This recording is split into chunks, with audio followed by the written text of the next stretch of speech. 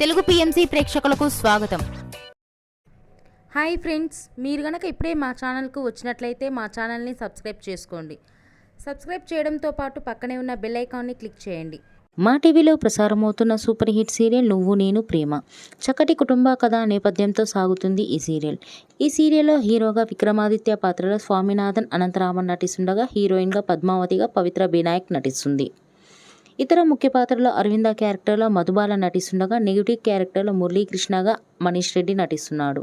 తాజాగా పద్మావతి తన లేటెస్ట్ ఫొటోస్ని అభిమానులతో పంచుకుంది. ఆ ఫొటోస్ని మనం కూడా చూసేద్దాం.